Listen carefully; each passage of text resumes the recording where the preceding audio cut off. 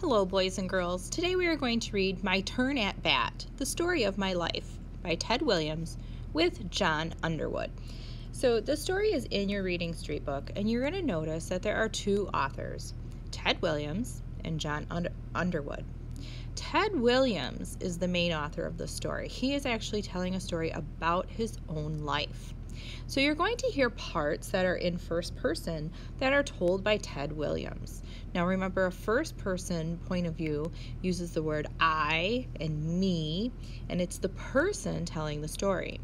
Because Ted Williams is a real person and he's telling his real life story, we call this an autobiography.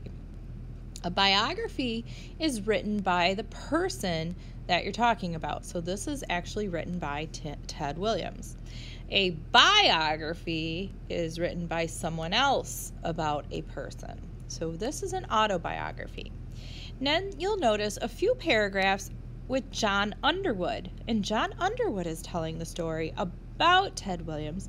The story turns and is told in third person. So we're going to kind of look at that throughout this story. So let's begin. My Turn at Bat, The Story of My Life by Ted Williams with John Underwood. Baseball great Ted Williams was born in 1918. His mother, May Venzer, was a Salvation Army worker. She was part Mexican and part French. His father, Samuel Stewart Williams, was a soldier, U.S. Marshal, and photographer. He was part Welsh and part Irish. Their son, Ted, came to have several nicknames, including Teddy Ballgame, the Splendid Splinter, and the Kid. Ted recalls his childhood. Wilbur Wiley was my first real boyhood pal. Wilbur had a job delivering the Evening Tribute, and when he'd get through an hour before dark, we'd go to the playground, just the two of us, and hit, and throw.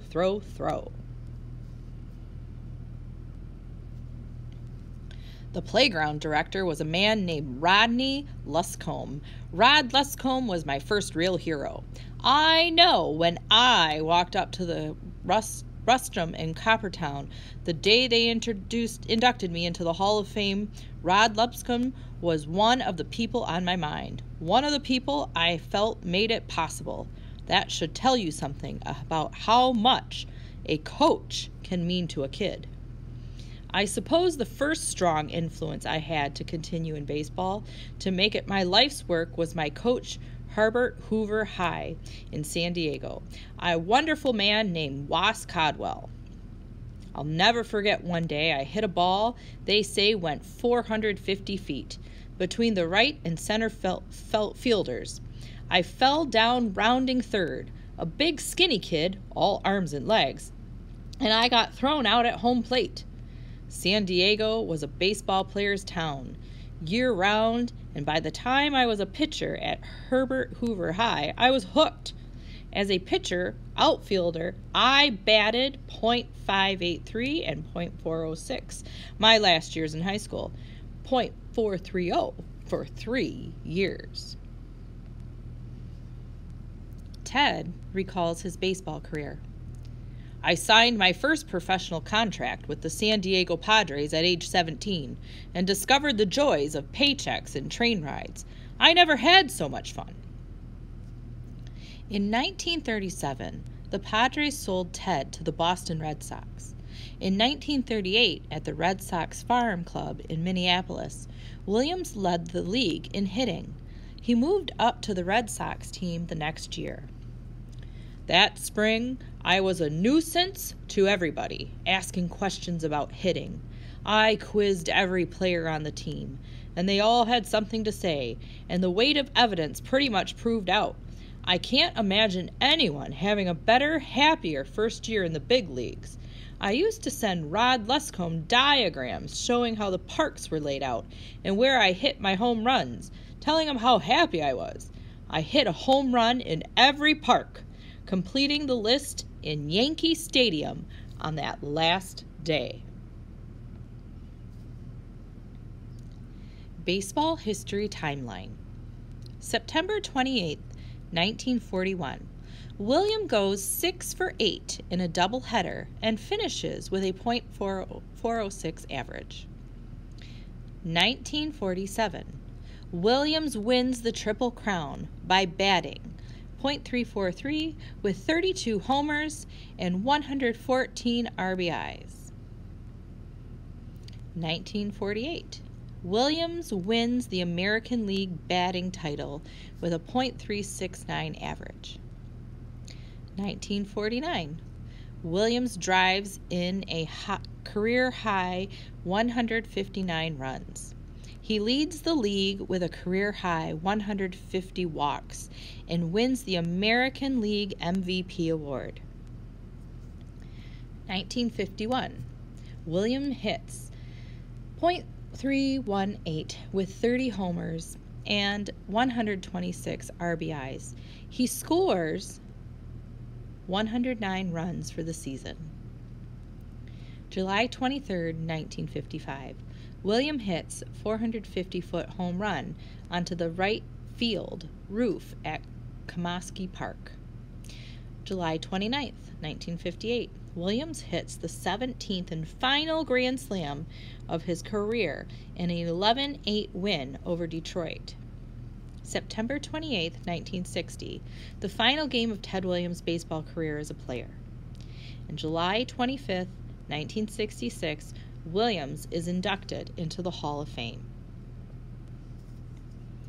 In 1941, only his third season with the majors, Williams chased a .400 batting average. Rod Lutcombe used to say that in 7 years on the playground I never broke a bat hitting the ball incorrectly, that all my bats had the bruises in the same spot, like they were hammered there by a careful carpenter, right on the thick of the hitting surface. That might be an exaggeration, but I believe it's true that when you put in as much time as I did, you get results. A hitter can't just go up there and swing. He's got to think. Listen, when I played, I knew the parks, the mounds, the batter boxes, the backgrounds. I studied the pitchers. I knew what was going on at that plate. It used to kill me to strike out, but when I struck out, I knew what it was that got me and what I was going to do, what I was going to try to do about it. Baseball Hall of Fame. A man has to have goals. For a day, for a lifetime, and that was mine. To have people say, "There goes Ted Williams, the greatest hitter who ever lived." There's a Ted Williams baseball card here that the author put in with his stats. You can read through that on your own to find out when he was born, when he passed away, how he bats and throws, and some other hitting stats at the bottom. So boys and girls, I want you to think about this. John Underwood is the co-author with Ted Williams in this passage.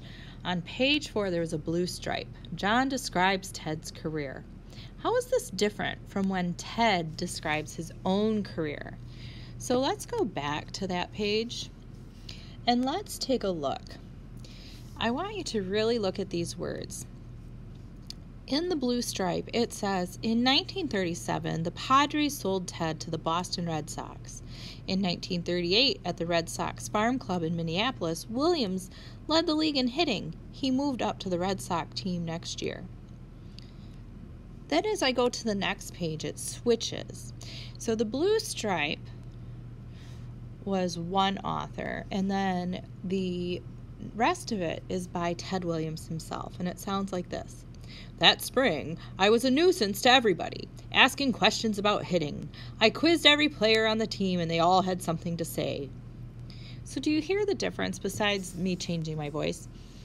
In the blue stripe, the author uses Williams' name, and he uses he. That is an indicator that it is in third person. On the sand, when I start reading, the words change to I. I quizzed every player. I was a nuisance to everybody. That is Ted Williams talking, and that is him telling his own story.